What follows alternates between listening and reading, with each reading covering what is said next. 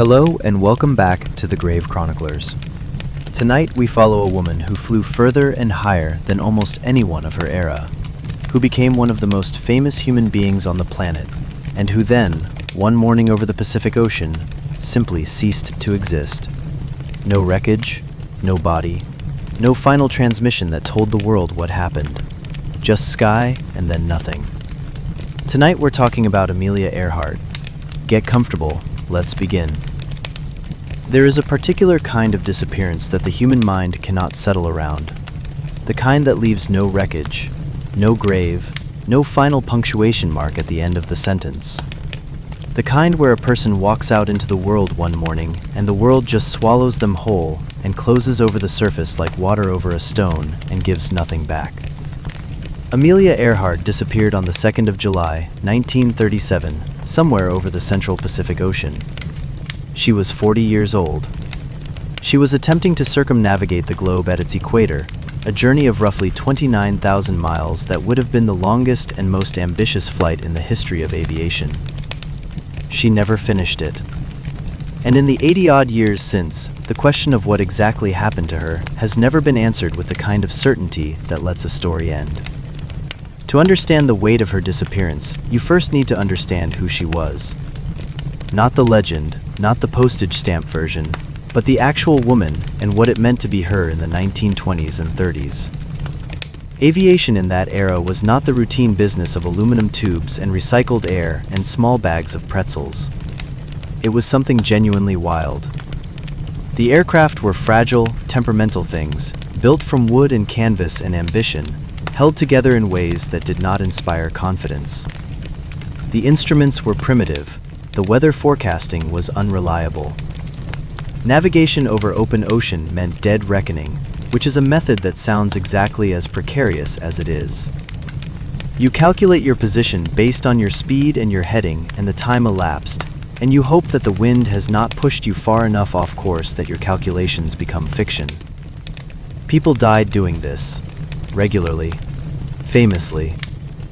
The ocean was full of pilots who had set out to prove something and instead proved only that the sky was not yet ready to be tamed. Amelia Earhart knew this. She had known it since the first time she sat in a cockpit, which was in 1920, when she paid $1 for a 10-minute ride at an air show in Long Beach, California, and felt something click into place inside her that would never unclick. She began flying lessons almost immediately, scraped together the money to buy her first plane, a bright yellow biplane she named the Canary, and proceeded to spend the rest of her life pointing herself at the horizon and refusing to flinch. In 1928, she became the first woman to cross the Atlantic by air, though she was a passenger on that flight and was honest enough to say so publicly, calling herself nothing more than a sack of potatoes along for the ride. In 1932, she crossed it again, this time alone, battling ice on the wings, a cracked exhaust manifold that sent flames licking back along the fuselage, and a broken altimeter that left her flying blind through cloud and darkness over the North Atlantic. She landed in a field in Northern Ireland, walked up to a farmhand who was working nearby, told him she had come from America, and waited while he tried to decide whether she was serious. She set records. She broke records. She flew higher, faster, and further than women were supposed to go, and in doing so she became something more than a pilot. She became an argument. A living, breathing, leather-jacketed argument against every assumption about what women could and could not do. But 1937 was the year of the big one. The circumnavigation. 29,000 miles around the widest part of the Earth, in a twin-engine Lockheed Electra, with her navigator Fred Noonan sitting behind her. They had already flown more than 22,000 miles, hopping across the globe in legs that took them through South America, Africa, India, and Southeast Asia.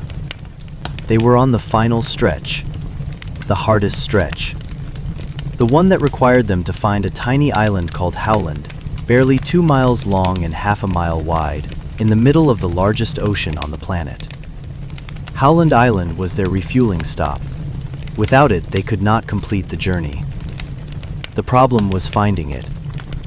From their last confirmed position, they had roughly 1,800 miles of open ocean to cross before Howland would appear, or fail to appear, beneath them.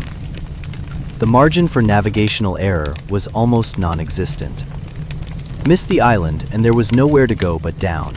The United States Coast Guard cutter Itasca was stationed at Howland, waiting for them, listening on the radio frequencies they had agreed to use. On the morning of the 2nd of July, the Itasca began receiving transmissions from Earhart. The signal was strong, which meant she was close, but communication was fractured and incomplete. She could hear the Itasca only partially and intermittently. The Itasca could hear her, but could not get a response to its own transmissions. The two parties were calling out to each other across the static, like people shouting through a wall, each able to hear fragments of the other, neither able to make full contact. At 6:17 in the morning local time, Earhart transmitted that they were running low on fuel and could not see the island. The Itasca fired up its boilers and sent a column of black smoke into the sky to give her a visual marker. There is no evidence she ever saw it. At 8:43, she transmitted her last confirmed message. She gave a position. She said they were flying on a line of position and that she had not been able to make contact. Her voice, by all accounts of those who heard it, was strained. Not panicked, but strained. And then there was nothing. The search that followed was the largest and most expensive air and sea search in American naval history up to that point. 65,000 square miles of ocean were covered. Nothing was found. No wreckage, no oil slick, no debris field floating on the surface, no body. Just the Pacific, enormous and indifferent, keeping whatever it knew to itself. The official conclusion was that the Electra had run out of fuel, gone down somewhere in the search area, and sunk. Earhart and Noonan were declared dead in January of 1939. The case was closed in the only way a case with no evidence can be closed, by assumption.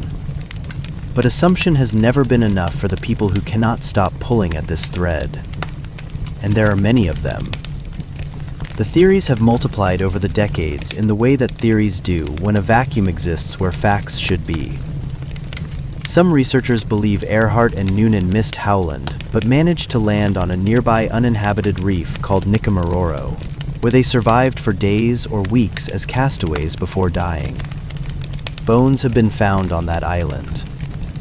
Artifacts that might be consistent with an American woman of the 1930s. The evidence is suggestive but not conclusive, which is the most frustrating kind of evidence there is. Others have proposed that they were captured by the Japanese, who controlled much of the Pacific at that time, and were not welcoming of American aircraft in their waters. This theory has never produced compelling documentation, but has never entirely died either. Others still believe she survived, returned to the United States under a different identity, and lived out a quiet life in obscurity. This one strains credibility, but speaks to something real. The human unwillingness to accept that someone so vivid and so vital could simply stop existing without explanation. The most likely answer remains the simplest and the least satisfying. She ran out of fuel. She went into the ocean. The ocean kept her. The Pacific is 4 miles deep in places and extraordinarily efficient at erasing the things that fall into it. But here is the thing about Amelia Earhart that no theory and no conclusion and no amount of ocean can erase. She knew the risk. She had always known the risk. She had written a letter to her husband before the flight, a letter she called her popping off letter, to be opened if she did not come back. In it she wrote that she wanted to do it because she wanted to do it. Women must try to do things as men have tried. When they fail, their failure must be a challenge to others. She did not frame her own potential death as a tragedy. She framed it as a data point, as evidence that the attempt had been made, as a torch passed forward into the hands of whoever came next. That is not the thinking of someone who did not understand the stakes. That is the thinking of someone who understood them completely and went anyway. The sky over the Pacific on that July morning in 1937 was clear and blue and enormous. Somewhere in it, a yellow and silver Lockheed Electra flew its last miles with two people inside it who were trying, with everything they had, to find a piece of land the size of a city block in the middle of the world's largest ocean. They did not find it. Or perhaps they found something else. Perhaps they found the thing that Amelia Earhart had always been flying toward, the outer edge of what was possible, the place where the map ran out and the sky went on forever. She is still out there somewhere. The ocean has her. And the ocean, as anyone who has stood at its edge and felt its indifference will tell you, does not give things back. If this story stayed with you, it should. Amelia Earhart was not just a pilot. She was a proof of concept, and the concept was that the horizon belongs to anyone brave enough to point themselves at it. Share this with someone who needs to hear that. Subscribe if you're new here, because we do this every other day. We find the stories history tried to bury, and we drag them back into the light. Until next time, take care of yourselves, and keep looking up.